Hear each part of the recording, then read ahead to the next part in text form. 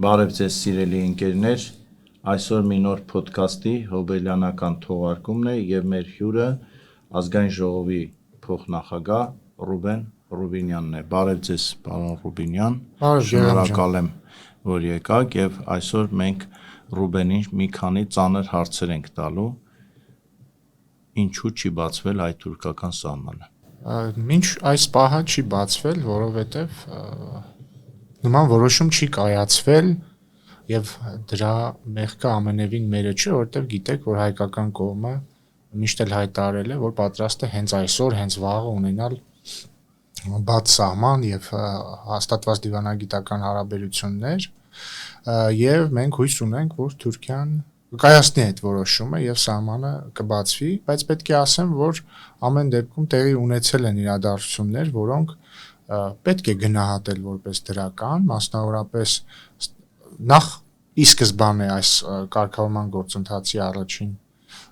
պահերից սկսած վերագործակվեցին Երևան-Ստամբուլ շվերտները, հետագայում դրանք ավելացան, գիտեք, որ թուրքական ավիաուղիներն են արդեն թռնում Երևան-Ստամբուլ շվերթով,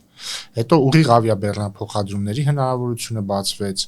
հետո ստեղծվեց աշխատանքային խումբ միջգերատեսչական երկու երկրների Գյումրի-Կարս երկաթգծի վերականգնման եւ վերագործարկման վերաբերյալ, այսինքն կա հստակ հանձնարարություն երկկողմ բացել այդ երկաթգիծը։ Հակառակ դեպքում այդ աշխատանքային խումբը չէր ստեղծվի եւ չէր հայտարարվի, որ դրա նպատակը երկաթգծի վերականգնում ու վերակառուցումն է։ Կա պայմանավորվածություն անի պատմական կամուրջը համատեղ վերականգնելու վերաբերյալ եւ վերջին ամսվա ընթացքում, միայն մեկ ամսվա ընթացքում երկու դրական տեղաշարժ եղավ, մեկը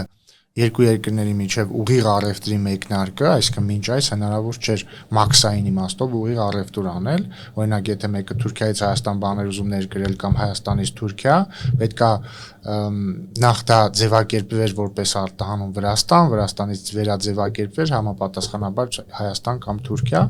հիմա հնարավոր է ուղիղ առևտուր անել, իհարկե ֆիզիկապես Վրաստանի տարածքով կամ չգիտեմ Իրանի տարածքով, բայց մաքսային իմաստով ուղիղ առևտուր է եւ հաջորդ դրական եւ շատ մեծ առաջընթացը կար Սախարքալակ երկաթգծի ապաշրջափակումն է մեզ համար։ Իսկ սա ինչ է նշանակում, ահռելի մի բան։ Սա նշանակում է, որ տեսեք, օրինակ մի 8-9 ամիս առաջ Հայաստանը երկաթգծային փակուղի էր։ Միակ տեղը, որտեղ հնարավոր էր բեռ տանել Հայաստանից երկաթգծով Վրաստանն էր, ամենահեռուն Փոթի։ Ինչ տեղի ունեցավ այս վերջին ամիսների ընթացքում, նախ Ադրբեջանը ապա շրջափակեց, բացեց մեզ համար երկաթգծային կապը իր տարածքով, ինչը հնարավոր դարձրեց Վրաստանով, հետո Ադրբեջանով երկաթուղային կապ ստանալ Ռուսաստանի հետ, այնտեղից Միջին Ասիա, Չինաստան կամ Ադրբեջանով, հետո Կասպից ծովով, հետո Ղազախստանով էլի Միջին Ասիայի հետ երկաթգծային կապ ստանալ, այսինքն ամբողջ արևելքի հետ, հյուսիսի եւ արևելքի հետ։ Եվ հիմա փաստորեն կար Սախարքալակ երկաթգծի բացումով մեզ համար, արդեն ամբողջ արևմուտքն է երկաթգծային իմաստով բացվում մեզ համար, որովհետեւ նախ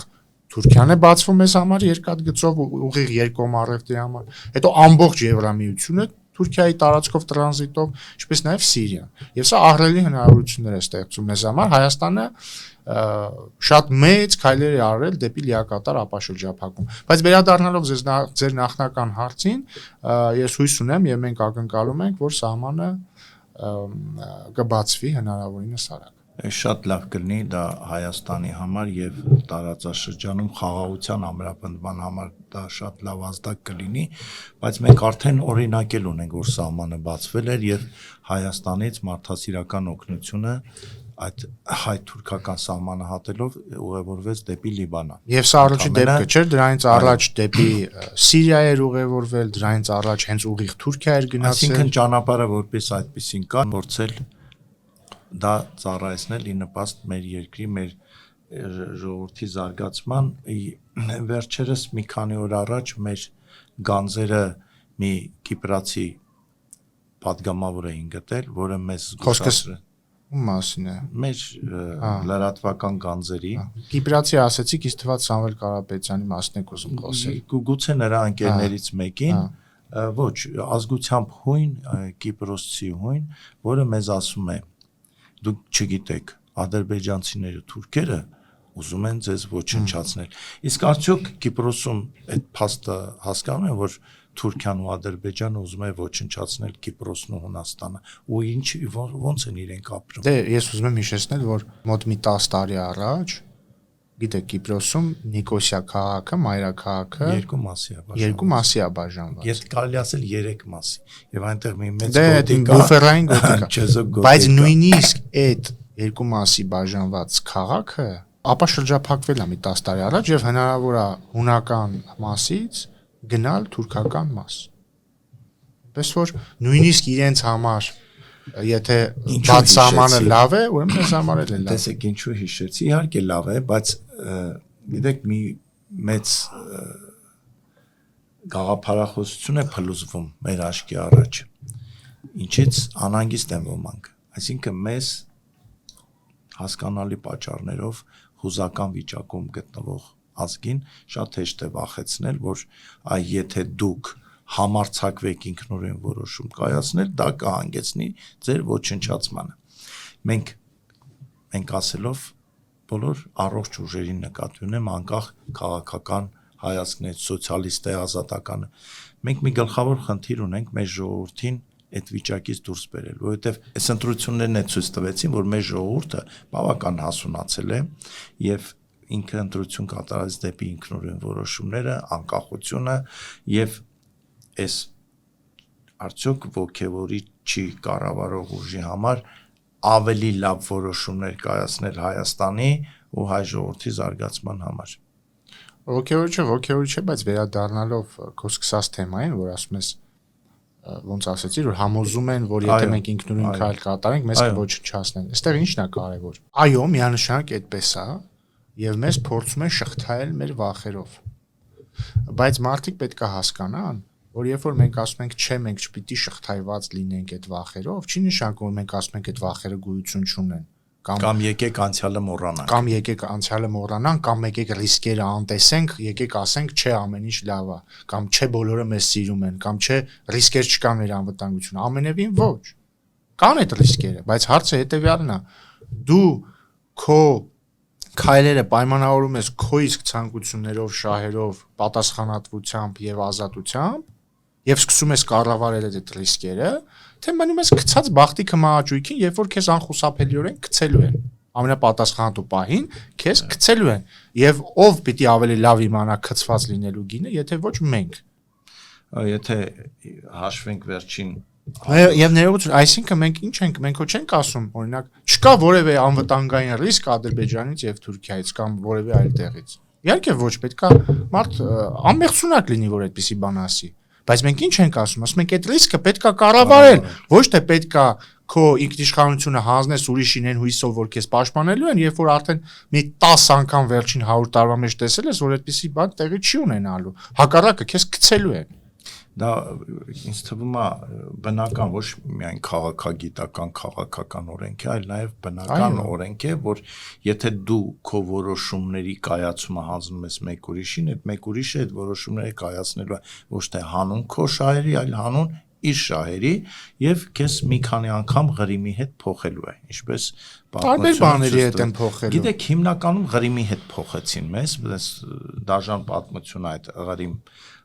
Արևելյան Հայաստան եւ տարածքներ, բայց հիմա վերադառնանք մեր հիմնական թեմային, մենք ոդքասթի առումով եւս ուզում ենք որոշ արձակուրդային շրջան վերցնել այս բուրն շրջանից հետո եւ այսօր այս 5 տարվա ամփոփիչ թողարկումն է ստացվում 5 տարի 3 վերջին նստաշրջանը ամփոփվեց ազգային ժողովում եւ կառավարության այդ հարց ու պատասխանի վերջին հարցն էլ ինձ բախտ վիճակվեց տալ, դա էլ է շատ խորհրդանշական ստացվեց 5 տարի մի կողմից շատ արագ անցավ մյուս կողմից այս 5 տարում այնքան բան եղավ որ ես նույնիսկ ուզում եմ մի առանձին գիրք գրեմ հայոց պատմություն 2021-2026, որ հետագա սերունդների համար իհարկե, որ տեսնեն մենք ինչերի միջով ենք անցել։ Ամենաբարդ շրջանը ընկալման տեսակետից ձեզ համար։ Մեր ընկալման Այո, տեսակետից։ որն էր այն պահը, որ ամենաբարդն էր ու ամենադժվարը։ Դե միանշանակ դա 2021-ից 23 թվականներն էր եւ երևի 22-ը հենց Ամենապիկը ինձ թվում է ամենապիկը եւ իրականում շատ բարդ էր, որովհետեւ ինչ տեղի ունեցավ, տեսեք։ 2020 թվականի 44 օրից հետո փլվեց հին ճարտարապետությունը Հայաստանի անվտանգության։ Եվ թվում էր, որ նոյեմբերի 9-ի հայտարարությամբ, ամենևին ոչ երազանքների հայտարարությամբ, բայց ամեն դեպքում պատերազմը կանգնեց եւ ստեղծվեց նոր ճարտարապետություն։ Թվում էր մարդկանց թե Ղարաբաղում, թե Հայաստանում, թվում էր, որ վերջ,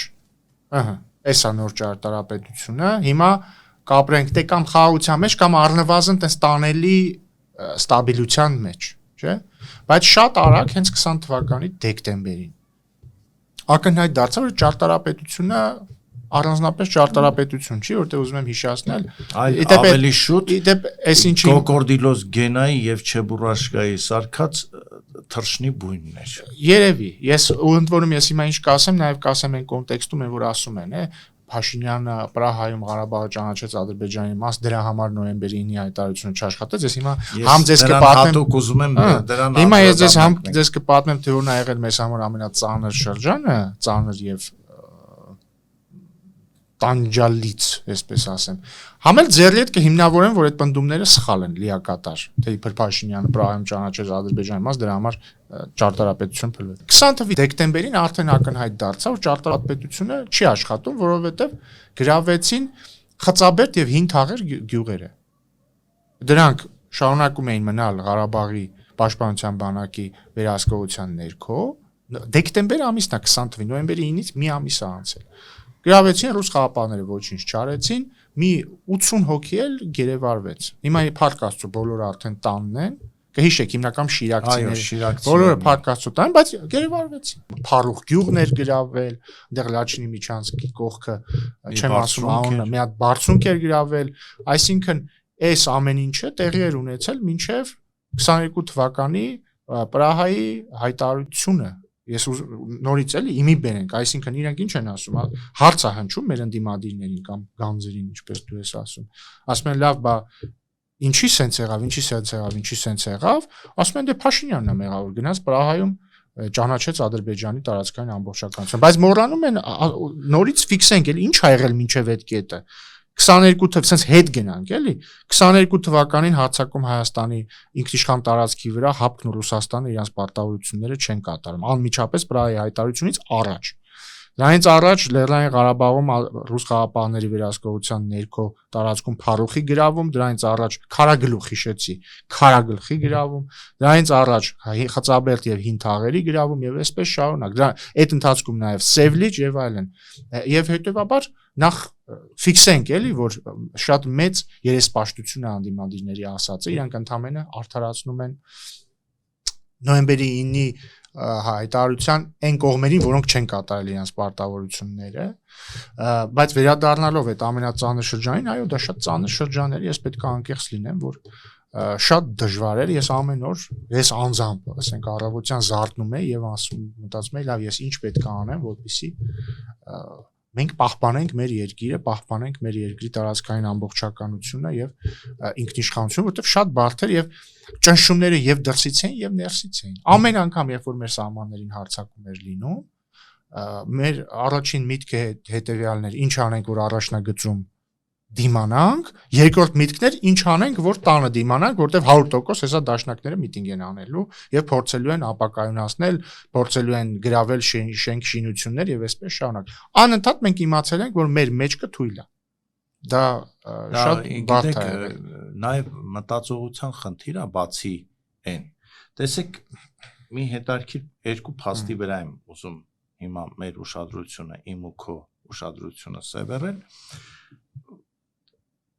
Մի հայտարարություն եղավ ՀԱՊԿ-ի կողմից, որը չնկատվեց այդ թողուբոհի մեջ։ ՀԱՊԿ-ը ասեց, ես հիշում եմ, դա կարդացել եմ, ափսոս չպահեցի, ասում էր, գիտեք, մենք պարտավորված ենք պահել արտաքին սահմանը, ներքին սահմանի մասին խոսք լինել չէր կարող։ Այսինքն իրենք վստահ ես որ այո, ես կարդացել եմ, ես որ փնտրեմ։ Ես էլ ինչ-որ հիշում եմ, բայց կարծեմ դա ոչ թե ՀԱՊԿ-ի պաշտոնական հայտարարություններ, ինչ որ տենց պաշտոնյա էր մեկնաբանել, թե իբր ՀԱՊԿ-ը առաջին հերթին ստեղծվել է նախկին խորհրդային միության արտաքին սահման, այսինքն, բայց նա անկեղծ էր, որովհետև դա այդպես էլ կար։ Իրենք Հայաստան, Ադրբեջան կամ չգիտեմ Ղրղզստան, Ուզբեկստան սահմանը չեն դիտում որպես սահման, դա համարում են ինչ-որ մի բան, իրենց համար դա սահմանը նախկին խորհրդային միության տարածքի սահմանն է, ստեղից էլ գալիս է, որ ասում եմ մենք ի սկզբանե չենք հասկացել ՀԱՊԿ-ի մտադրությունները, կամ գուցե հասկացել ենք, ձևացրել ենք, որ չենք հասկանում, դրա համար եկանք այս կետին բախվեցինք, այսինքն Մոսկվայում երբևիցե խնդիր չի եղել, որ եթե հանկարծ Հայաստան, Ադրբեջան սահմանային բախում լինի, իրենք պետքա միջամտեն։ Դե համենայն դեպս փաստաթղթերից բխելա որ պետքա միջամտեն։ Դե փաստորեն մենք այդ փաստաթղթերի տողատակերը լավ չենք կարդացել։ Եվ երկրորդը։ Չէ, բայց ես համաձայն չեմ որ տողատակերը լավ չենք հասկացել, որտեղ տողատակ չկան դե։ Սևով սպիտակին գրված է, թե ՀԱՊԿ անդամներից մեկի տարածքի վրա հարձակում ա լինում, մյուսները պարտավոր միջամտել եւ դա պետքա համարվի հարձակում իրաց տարածքի վրա։ Այլ հարց, որ մենք չենք հասկացել, որ դա չի գործելու։ Դե չի գործելու, որովհետեւ հարձակում։ Բայց նկատի ունեմ չարթարացնենք, էլի։ Չէ, պայմանագիրը չկատարողներին։ Ես ի սկզբանե ասում եմ, որ այդ պայմանագիրը ոչ թե Հայաստանի կամ Ադրբեջանի, ներողություն, Հայաստանի կամ ՀԱՊԿ անդամ Բելարուսի խնդրի, այսինքն եթե Բելարուսը հարձակման ենթարկվեր Ռուսաստանի կողմից, ՀԱՊԿ-ը կրկին լռելու էր, որովհետև այդ ասել Դե Ռուսաստանի դեպքում դժվար հարձակման ենթարկվեր, երկուսն էլ ՀԱՊԿ-ի անդամ են։ Արի այլ օրինակ բերենք, ոչ ՀԱՊԿ անդամ պետության կողմից։ Բայց ենթարկվել է, չէ՞ մեծ հաշվով։ Դե արի տեղ չմտնենք, լա։ Հիմա մյուս հարցը, որ ասում են, գիտեք, Մոսկվայում ինձ նաև Հայաստանի մյուս պատվիրակներին ռուս մեր սիրելի գործընկերները այսպես կշտամբանքով ասում են, մեզանից ինչ եք ուզում։ Դե ոչ մի բան չենք ուզում։ Մեզանից ինչ եք ուզում, դա գիտեք երբ որ եղան Ջերմուկյան եւ սեպտեմբերյան հարձակումներից 2-3 ամիս անց Մոսկվայում հանդիպումը, ասում են մենք ինչ անենք։ Մենք ինչ մեղավորություն ունենք, չէ՞ որ դուք ճանաչել եք Ադրբեջանի տարածքային ամբողջականությունը հոկտեմբերի 6-ին։ Ասում եմ շատ ներողություն, իսկ Նիկոլ Փաշինյանի հայտարարությունը տարածքային ամբողջականությունը ճանաչելու մասին ինչ կապ ունի խաղաղապահների հիմնական գործառույթի հետ։ Չէ, միթե խաղաղապահները Արցախում զբաղված էին կարգավիճակի հարցի կարգավորմամբ։ Ոչ, իրենք եկել էին անվտանգային խնդիրներ։ Ես քեզ ասեմ ավելին կներես։ Երկու ճիշտ ես ասում ամբողջովին եւ երկու փաստարկ։ Նախ նոյեմբերի 9-ի հայտարարության մեջ գրած չի որ ռուս խաղապահները տեղակայվում են Լեռնային Ղարաբաղում, քանի դեռ դրա կարգավիճակի շուրջ պայմանավորվածություն չկա։ Այնտեղ ուղղակի գրած է։ Եվ երկրորդը Պրահայի հայտարարությունից 1-2 ամիս անց Սոչիում ստորագրվել է Երակոմ հայտարարություն Փաշինյան-Պուտին-Ալիև, որտեղ գրված է, որ կողմերը կարևորում են ռուսական խաղապահ զորակազմի ներկայությունը Լեռնային Ղարաբաղում։ Հետևաբար այն փաստարկը, որ իբր Պրահայում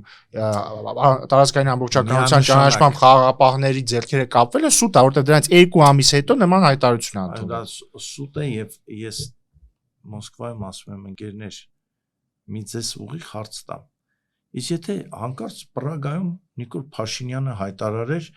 Կասպից ծովից միջև Սև ծով, դա հայկական տարածքներ են եւ մենք ճանաչում ենք դա որպես Հայաստանի մաս։ Այդ խաղաղապահ զորքերը ուղղվելու էին դեպի Լենքորանը ազատելու համար։ Այսպես նայում են, ասում են, բայց ձեր ասածից ի՞նչ է։ Այսինքն Նիկոլը որոշում է բանի քաղաքականությունը, Ռուսաստանի արտաքին քաղաքականությունը այդպես հո չի լինի, բայց ցավը գիտեք ո՞րն է, որ հայկական քաղաքական դաշտը վերցրեց այդ անհեթեթ թեզը ու անդադար պատում են Նիկոլա էս ասես, Նիկոլա էս ասես։ Նիկոլի ասած է, ինչ կապ ունի խաղաղապահների պարտավորության հետ։ Խաղաղապահները պետք է անվտանգություն ապահովեն հայ մարդու։ Ընդ որում լսելով Ռուսաստանի ղեկավարի կոչը, որ այսուհետ դուք ապահովեք, խնդրում ենք վերադառնալ Ստեփանակերտ, տասնյակ հազարավոր մարդիկ նստեցին ավտոբուսներ ու վերադարձան։ Մի բան էլ Ռուսաստանի Դաշնության նախագահ դերևս 2020 թվականի դեկտեմբերին ասել էր հրապարակային, որ Լեռնային Ղարաբաղը միջազգային իրավունքի տեսանկյունից Ադրբեջանի անկախտելի մասն է։ Հետևաբար 2020 թվականին, երբ որ իրանք խաղապահ են մտցրել Լեռնային Ղարաբաղ,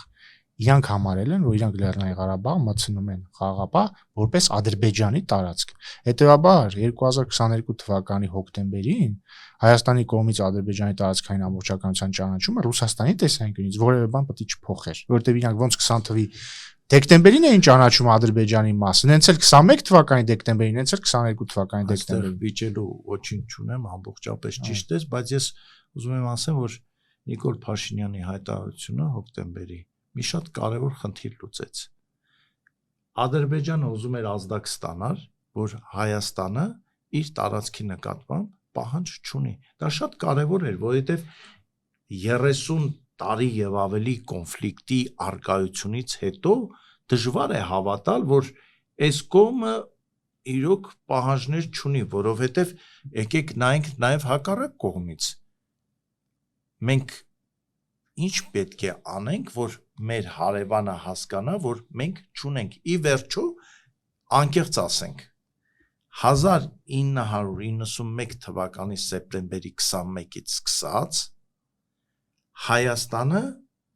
պաշտոնապես, կիսապաշտոնապես երբեք չի հայտարարել, որ Լեռնային Ղարաբաղը կամ Հայաստանի անկախտելի մասը կամ անկախ պետություն է։ Այո, այդպեսի բան չի եղել։ Այսինքն Նիկոլ Փաշինյանը չի այն մարդը, որ այդ որոշումը կայացրել է։ Այդ որոշումը կայացված եղել է, ուղղակի ես զարմանում եմ, որ ձեր քաղաքական ուժը այդքան հեշտ թույլ տվեց, որ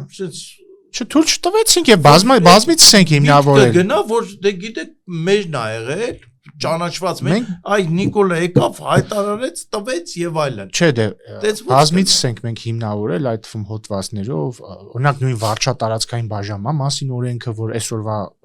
այս աղաղակողները իրանք են քվեարկել նրա համար, որ գրած ասենք, չգիտեմ, Սյունիքի այսինչ գյուղից այն կողմը Ադրբեջանն է։ Բայց ընդհանուր առմամբ եթե ուզում ենք շատ պարզացնենք, էլի այս թեման նկատի ունեմ վերջին, ասենք 20-ից 23-4 թվականների կամ 25 թվականների։ Հիմա հետադարձ հայացքով որ նայում եմ ես Ղարաբաղյան հակամարտությանը, ակնհայտ է, որ եթե կա ձև, որ Հայաստանն ու Ադրբեջանը խաղաղ գոյակցեն, միակ ձևը նա է, որ երկուսն էլ աներկբայորեն ճանաչեն իրար տարածքային ամբողջականությունը, հայերը ապրեն Հայաստանում, ադրբեջանցիները ապրեն Ադրբեջանում։ Սա է խաղաղության բանաձևը, որը լավ լուրն է, որը ոնց որ թե հենց այնա ինչ մենք անում ենք, այսինքն որը ընկած է ըստ երևույթին Վաշինգտոնյան խաղաղության հռչակագրի հիմքում, որը մեր ներկայիս խաղաղության ճարտարապետության հիմքն է։ Այլ ձև չկա ուղղակի։ Չեն ապրելու Հայաստանն ու Ադրբեջան խաղաղ ցանկացած այլ սցենարում։ Նույնիսկ եթե վերցնենք աշխարհի ամենաբարեկամ հարևաններին, Լատվիային ու Լիտվային։ Եթե Լատվիան ու Լիտվան հանկարծ ինչ-որ ազդակ ստանան, որ այն կողմից ոնց որ հաստ չեն այս սահմանի հետ, այդ բարեկամությունը աստիճանաբար կվերածվի մեկ ուրիշ բանի։ Դրա համար մենք ես եթե չես համաձայնվի իմ մտքի հետ, ասա համաձայն չեմ։ Ես այսպես եմ մտածում, մեզ ուղղակի, գիտեք, մենք համ մեղավոր ենք, համ մեղավոր չենք։ Մեր սերունդի համար եմ ասում, նույնիսկ ձեր սերունդի համար եմ ասում։ Աչքներս բացել ենք, տեսել ենք մի քարտեզ, մեծ հայքի քարտեզ։ Ու դա այնքան իրական է թվացել, չէ՞, որ մեզ թվում է, որ մեր պարտքն է դա արագ վերականգնել։ Ես անկեղծ եմ ասում։ Դաստիարակությունը այդպես է։ Դե մենք կիսատ ենք, մենք մեզ կիսատ ենք զգացել ի սկզբանե։ Անդադար, որովհետև դաստիարակությունը այդպես է, գալիս է ու ասում ես, այ ես ինչ մեղավոր մարդ եմ, ես ոչինչ չեմ անում, այս տարածքը վերականգնեմ։ Հետո ոմանք կրթություն են ստանում, հասկանում են, որ այդ քարտեզը եղել է մեծ հայքի քարտեզը այդ տեսքով վերջին անգամ 375 թվականին, տեսեք, քանի 2000 տարի առաջ, ու դրանից հետո շատ անցուդարձեր են եղել եւ անգամ եղել է մի հսկա շրջան իցավ մեզ, որ քարտեզի վրա մենք ընդհանրապես չենք եղել, սև ա եղել, սենց ասած մեր։ Հիմա մենք ծանր փուլ ենք ապրում, որովհետեւ շատերը, ասենք ես ու դու գիտենք, մի 10 հոգի էլ գիտի, որ ինչ ա եղել իրականում, մեծ մասը ես նույնիսկ երբ որ լրատվամիջոցում այսպիսի գիտափորձ արեցի, հարցում կազմակերպեցի, դա 2017 թվականին, պարզելու համար, թե մեր հայրենակիցներից քանիսը ինչ գիտեն մեր մասին, ու հարցը այսպես է տրվում անցորդներին, Վանը և Մուշը, Թուրքիան, որ թվականին է գրավել Հայաստանի Հանրապետությունից, 87.5%-ը պատասխանել էր, որ գրավել է 1915 թվականին։ Այս ունենք մենք, և մենք այս փաստի հետ չենք կարա չառնչվենք, էլի։ Հիմա մենք օգոստոսի 8-ին, 25 թվի, արդեն 25 թվի, այո, շուտով մեկ տարին լրանում է, բան չի մնացել, չէ։ Այո։ Մի նոր իրականություն է և Հայաստանում, և Ադրբեջանում, և Հայաստանի և Ադրբեջանի ղեկավարը անդադասում են, ղեկավարները անդադասում են, մենք պետք է սովորենք ապրել խաղաղությամբ։ Ֆիքսում են, որ խաղաղությունն է հիմա։ Այո, բայց ցավոք սրտի, իմ ու քո շատ ծանոթներ ասում են, չէ, ինչ խաղաղություն, սա խաղաղություն չի, բա ինչ է։ Ռուբեն ջան, խնդրում եմ դու Ես պարզ բացատրում եմ։ Ինչ ապավոր սա խաղաղություն չի։ Ես պարզ բացատրում եմ ինչա խաղաղությունը։ Խաղաղությունն է նա, երբ որ ամեն օր չես լսում, որ սահմանին հրադադարի ռեժիմի խախտում ա եղել։ Խաղաղությունն է նա, որ ամեն օր չես լսում, կամ թեկուզ ամիսը 1, կամ թեկուզ 3 ամիսը 1։ Չես լսում, որ սահմանին վիրավոր կա։ Խաղաղությունը է նա, երբ որ քո որդին մոտենում է բանակի տարիքին, ասում ես դե մոտենում է։ Ինչպես ասում ես դասականը չիլնի, հիմա գնա, թող գնա։ Խաղաղությունն է նա, որ դու տղա երեխա ունենից 2 տարեկանից չես սկսում մտածել, բա ինչ է ելնելու, երբ որ ինքը դառնա 18 տարեկան, ես ոնց է իմ սիրտը դիմանալու, որ ես, չգիտեմ, տեսնեմ, որ իրան տանում են պատերազմ։ Այդ է խաղաղությունը։ Արդյոք խաղաղությունը նշանակում է, որ հակառակորդ կամ նախկին հակառակորդ, եթե արդեն խաղաղություն է, երկրի հետ դու խնդիր չունես, չի նշանակում, բացարձակ չի նշանակում։ Թուրքիայի եւ Հունաստանի միջև խաղաղությունը 1923 թվականից սկսած, այսինքն 103 տարի։ 103 տարի այդ երկու երկրները իրար հետ չեն պատերազմել։ Արդյոք դա նշանակում է, որ Հունաստանի եւ Թուրքիայի միջև ամեն ինչ նորմալ է։ Չի նշանակում։ Հազարատ խնդիր ունեն իրար հետ։ Իրական խնդիրներ, օրինակ Էգեյան ծովում, նավերի անցման եւ այլն, անհամաձայնություններ Կիպրոսի հարցում, անհամաձայնություններ մշակութային կոթողների հարցում, պատմական ցավեր, հիմա նույն ձև ոնց որ մենք տեսել ենք մեծ հայքի քարտեզը, իրանք էլ ենթադրում եմ, չգիտեմ, բայց ենթադրում եմ իրանց դասագրքերում տեսնում են, ասենք Այա Սոֆիայի տաճարը, որը մզկիթ է,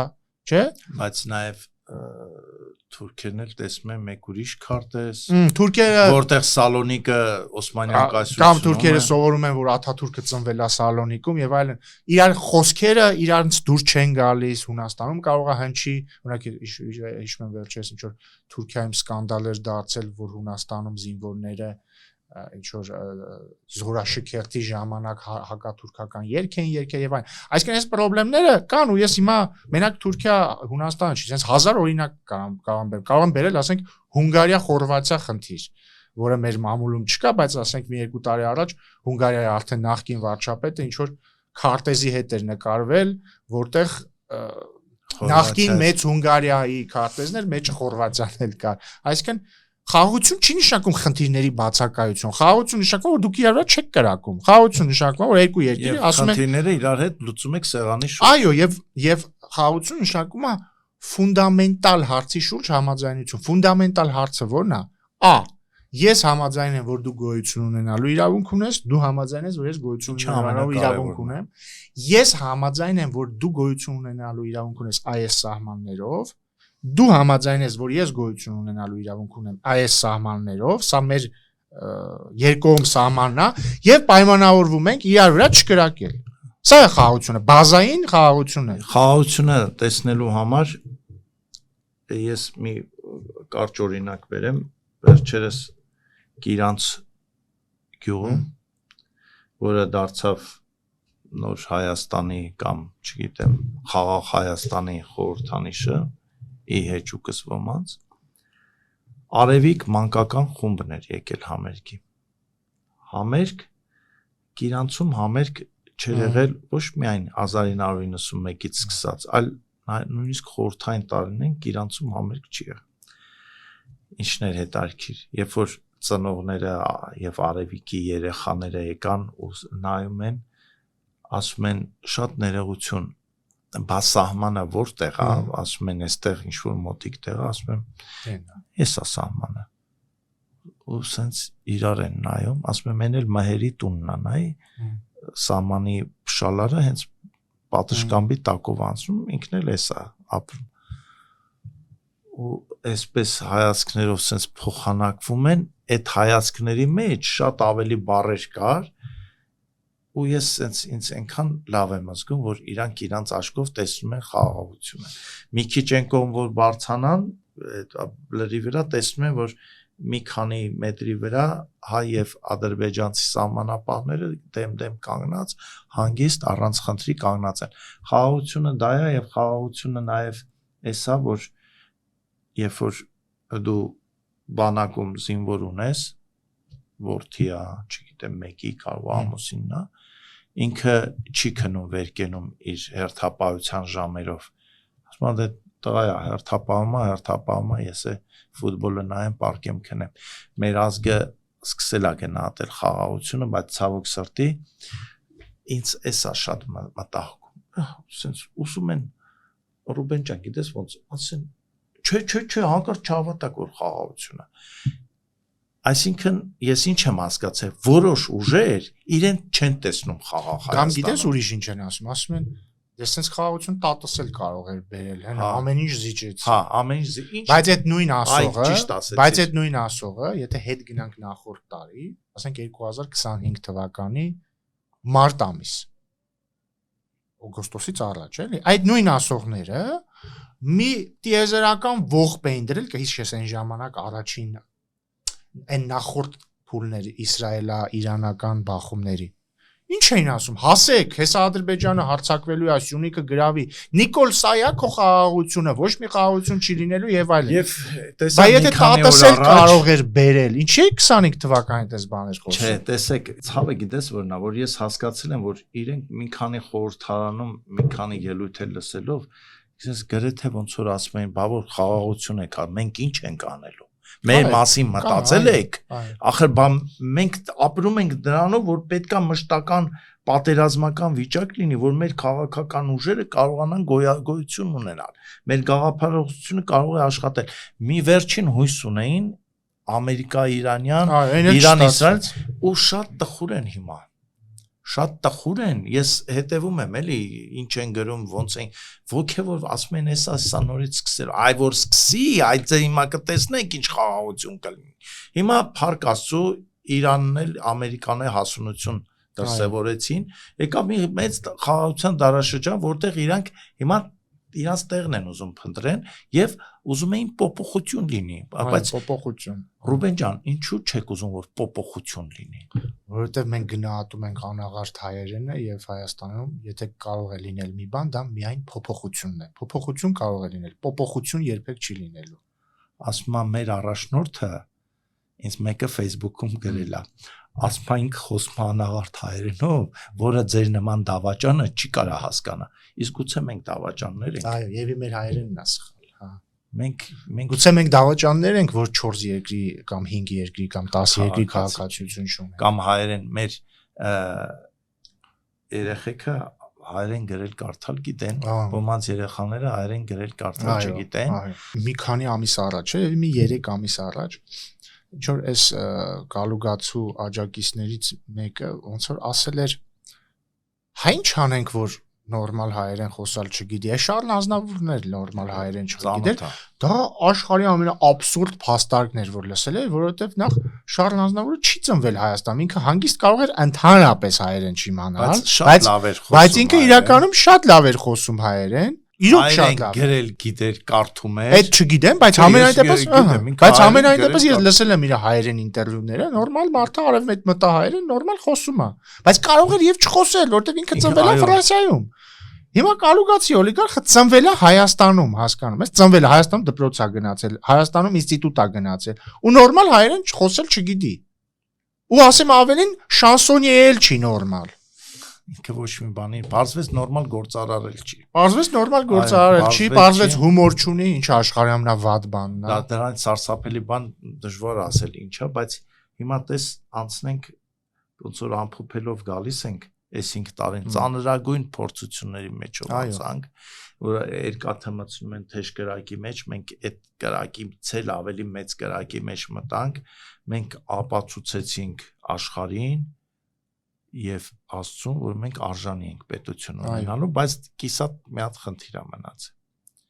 Ամեն դեպքում ես հաշտ չեմ եմ մտքի հետ, որ փողաբաժանությամբ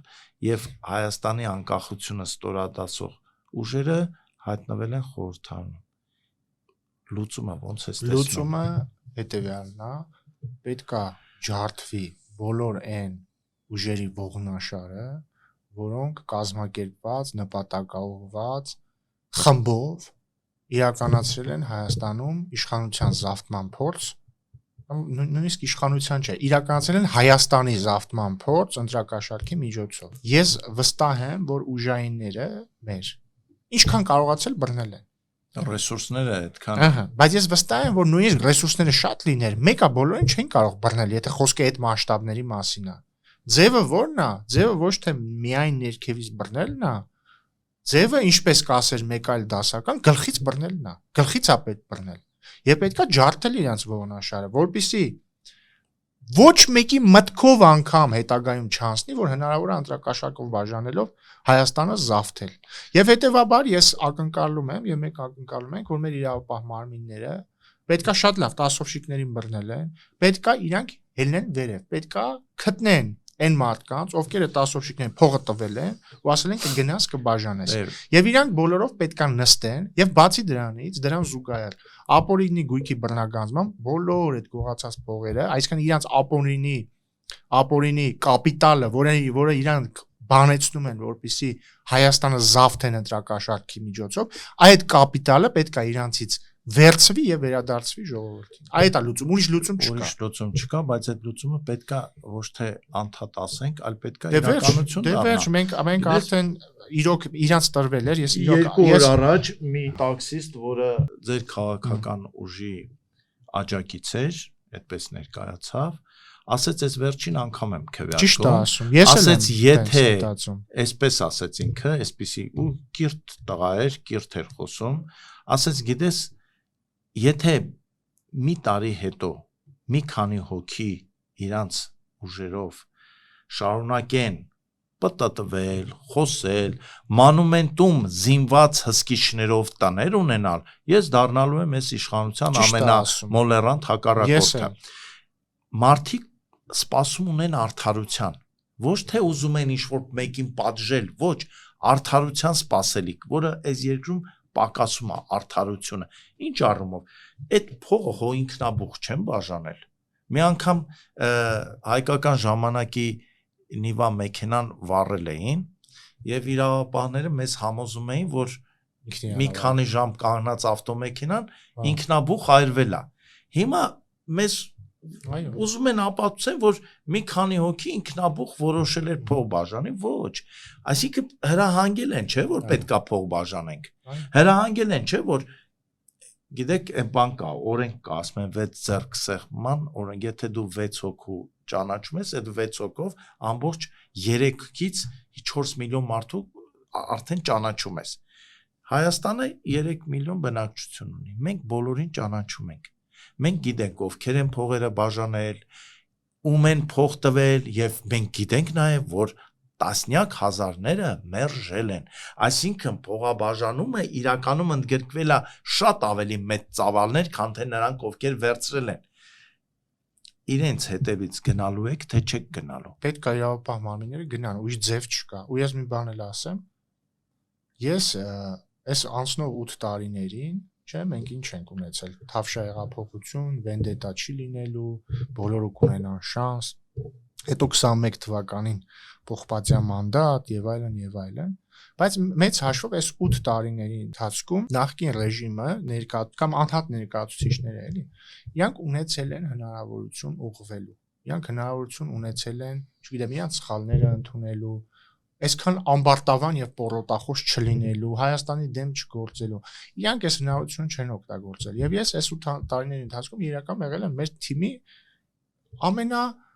բարի մարդկանցից մեկը, որը միշտ ասել է դե ամեն դեպքում պետքա փորձել հանրային համերաշխություն ունենալ եւ այլն, բայց իրանք հասցրին, իրանք այս ընտրությունների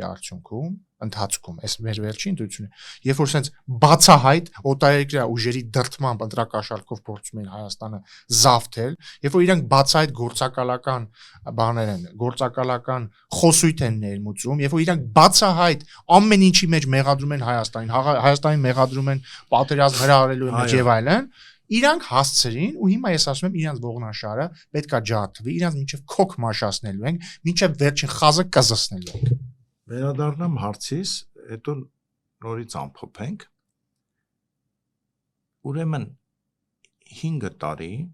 իրենք Հայաստան խմբակցությանը եւ նրանք ովքեր այսօր Հայաստան խմբակցությունից նորից անցնում են եւ նրանք ովքեր հիմա նայում եմ անցել են 5 տարի ասում էին որ իմաստ չունի խորհրդարան գնալը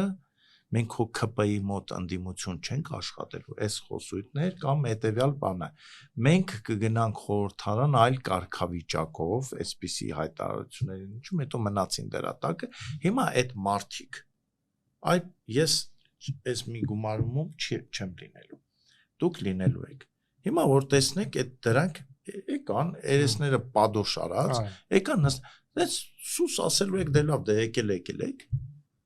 չէ սուս չենք ասելու իրանց մեջ մի քանի հոգի կա շատ անհամբեր սպասում են դե հիմա մեր մոտ բոլորը բայց անհամբեր սպասում է նաև հանրությունը դե ասում են մենք շատ անհամբեր ենք սպասում իրանցից մի քանիսին որոնք լափարոշ խոսել են այս տարիներին վիրավորական արտահայտություններ են օգտագործել շատ վատ արտահայտություններ են օգտագործել ավելի քան վատ է էլի ասենք բարոյական ոչ մի բանի մեջ չի տեղավորվում ես անձամբ իրանց սպասում եմ շատ անհամբեր եմ սպասում իսկ Ռուբեն ջան սենց մի հարց մարդիկ ասում են լավ այդ բաժելը անհրաժեշտությունն է իսկ ինչ է կանելու Հայաստանում դեպի զարգացում ինչ ունենք անելու օրինակ առաջիկա 2 տարում ինչ պիտի անենք որ մարդը Հայաստանում իրեն ավելի լավ զգա դե ըստ էության մեր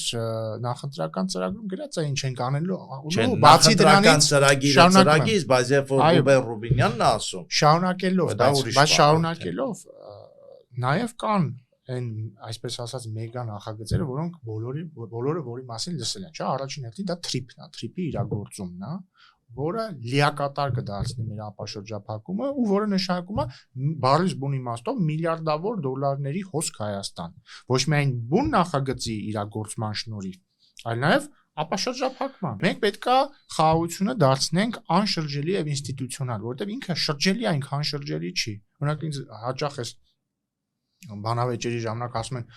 այսինքն ուզում եք ասեք խաղաղությունը անշրջելի չի իհարկե անշրջելի չի եթե մենք այդ խաղաղությունը չդարձնենք անշրջելի ինքը շրջվելու է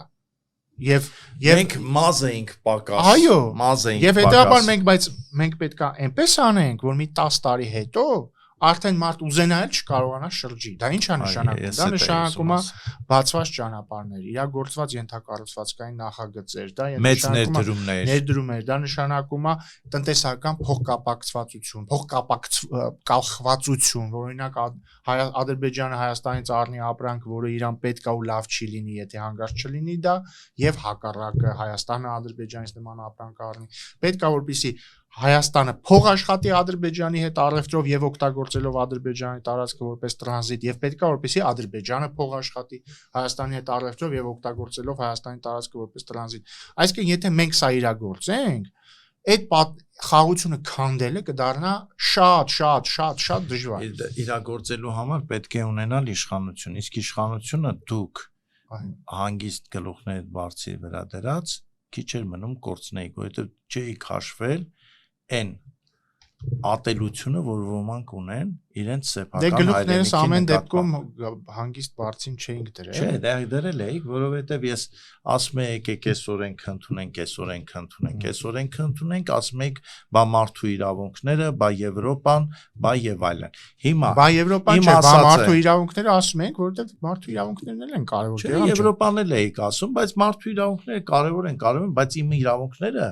անկախ պետություն ունենալու իմ իրավունքը դուք ուզում եք մսխեի։ Բայց լավագույն ճանապարհը անկախ պետություն ունենալու իրավունքը պաշտպանելու ամեն դեպքում դա անելն է արդար ճանապարհները։ Արդար, բայց պետք է անել։ Հիմա արդարը, որ 30 տարի Կալուգայում կամ Նիժնի Տաբրում ապրող մեկը մի քանի ժամով գա իմ կյանքը որոշի։ Դե դրա համար հիմա նախագիծ է շրջանակում, իհարկե կհասկանանք քանի տարի սահմանափակում դնենք եւ ոնց, բայց միանշանակ այո պետքա սահմանափակում դնել, որովհետեւ դա ազգային անվտանգության խնդիր է։ Եվ ուրիշ սահմանափակում էլ պետքա դնել։ Պետքա այն քաղաքական ուժը, որը փորձել է փող բաժանի, եւ իհարկե չեմ ասում մենք տենց որոշեցինք դատարանով շատ լավ ապացույցներով, եթե քաղաքական ուժը ընտրություններ եւ այս օրենքը պետքա հետադարձ ուժ ունենա։ Այդ քաղաքական ուժը ոչ միայն զրկվում է քաղաքական գործունեությունից, այլ այդ ցուցակի առաջին 50 համարը պետքա 30 տարով զրկվի քաղաքականությամբ զբաղվելու իրավունքով։ Լիովին քննարկելի առաջարկ է։ Իրենք իրենց արդեն կվերահսկեն։ Կասեն դու ինչու ես իմ քաղաքական կյանքի հետ հարգելի Սամվել Կարապետյան, ես ընդգրկվել եմ քո ցուցակում, թույլ տուր արդար մասնակցեմ ընտրություններին։ Ես լիովին քննարկելի առաջարկ է։ Միասին էլի կքննարկենք։ Հիմա ես ուզում եմ մի վերջին հարցը տամ, ամփոփելուց առաջ հասցնում եք աշխարհի առաջնությանը ֆուտբոլի հետևել։ Ոչ, չեմ հասցնում, որովհետև շատ վատ ժամեր է, այսինքն իհարկե աշխարհագրական պատճառներով շատ վատ ժամերի են այդ խաղերը եւ չեմ հասցնում, ինչ մեղք ստացնեմ։